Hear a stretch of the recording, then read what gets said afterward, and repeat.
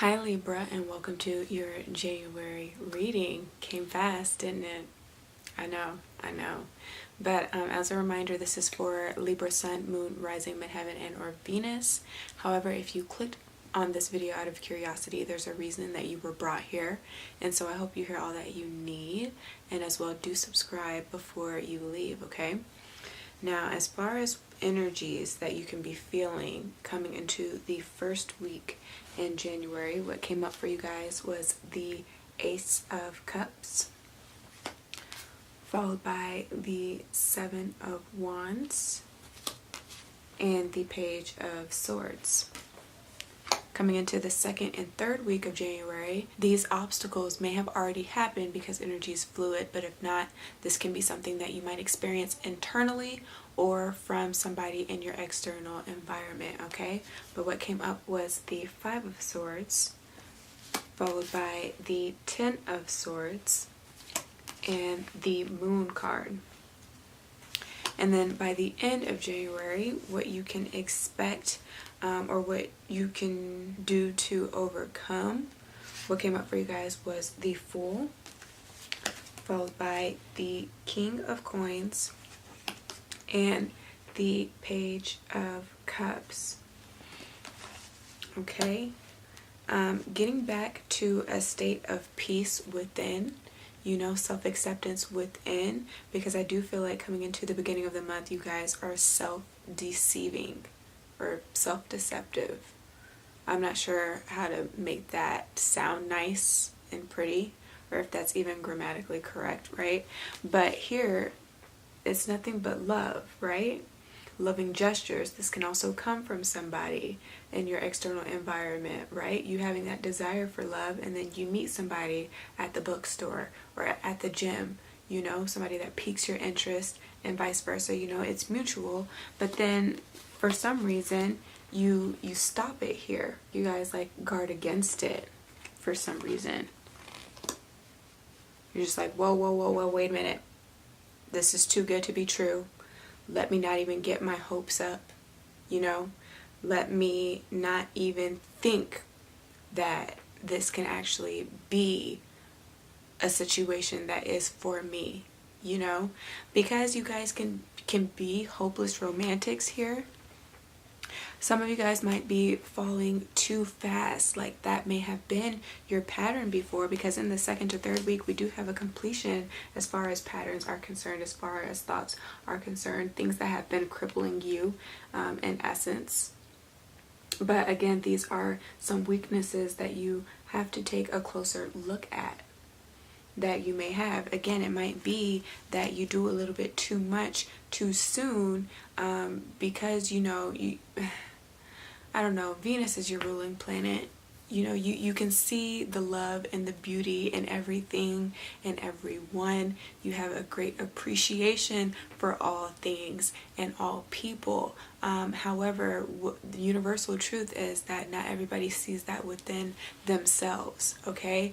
You can't beg or force somebody to love you if they don't love themselves. So that is sometimes the situation that you've befallen into. You meet people who have the potential to be great, but you can't fall in love with potential, because you still have to consider whether or not they are coming out of a situation that may have been painful for them, that they have not completely healed from yet, that they aren't willing to accept or forgive yet, be it the person that they may have been involved with, or be it just within, again, their own heart chakra, heart center.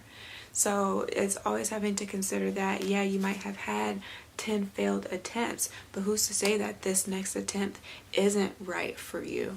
You know, again, you are emotionally confusing yourself, and you are deceiving yourself here. You are depriving yourself, is what I'm hearing, out of a really good opportunity. It's more of a lesson for you anyway. Love is never wasted. I'm thinking of that Janae Aiko song that just dropped, and the title is Wasted Love.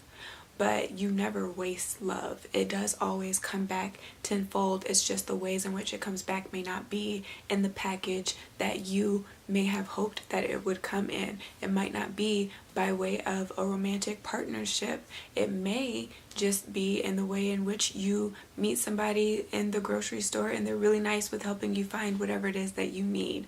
You know what I'm saying? You go out to eat and your experience is more than a 10 out of 10 because they go out of their way to ensure that you have an enjoyable dining experience, you know, that it's somewhere that you would recommend, that they treat you as if you are a close friend or family member, you know, while you're there, and that is something that means something to you, but that is an extension of the love that you have given out into the world. So you can't be upset if you're not seeing it in love just yet. Maybe you just need to put your energy into something else until the love can flourish on that romantic, intimate level that you guys so desire, more so for the singles. Because if you're in a relationship, I am seeing that being refreshed and renewed. You're wanting to fight for this love because you have the Ace and then you have the Seven of Wands, and the Seven always talks about the seventh house, which is one-on-one partnerships.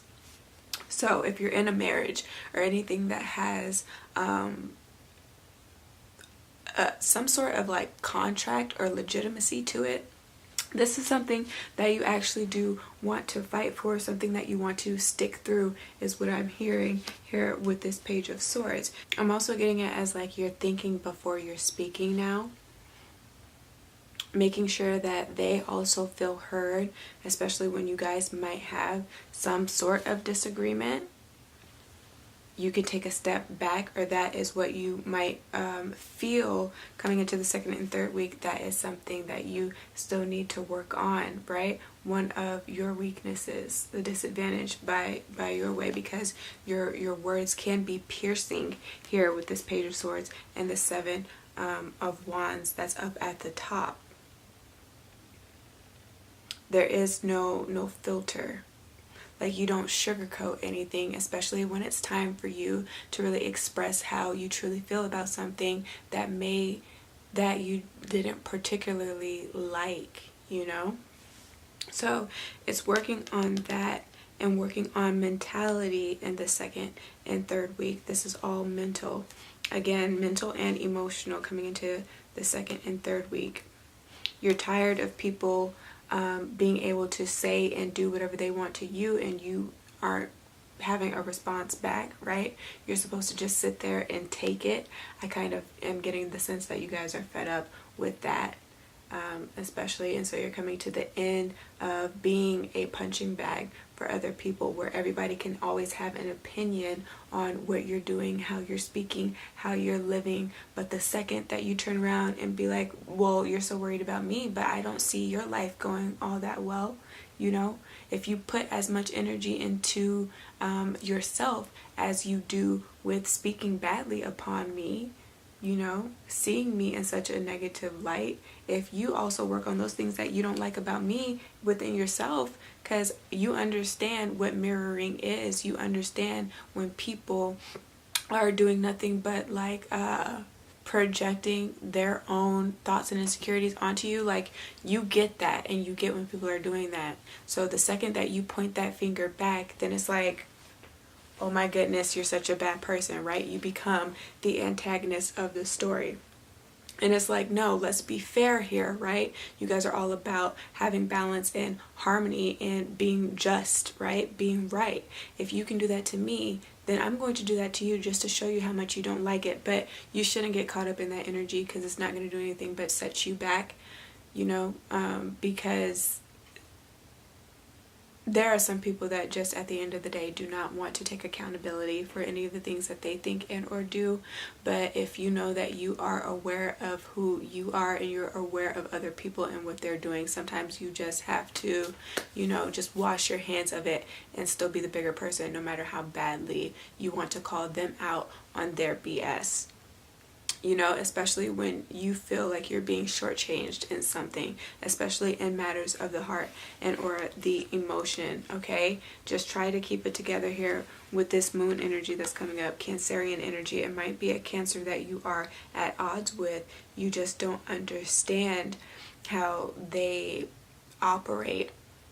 is what I'm hearing, then you're just going to have a little bit more patience and move a little bit more slowly. Again, watch what you say when it comes to them. You shouldn't want to feel like you're always walking on eggshells, which is kind of what I'm getting here when you're speaking with somebody, you're interacting with somebody.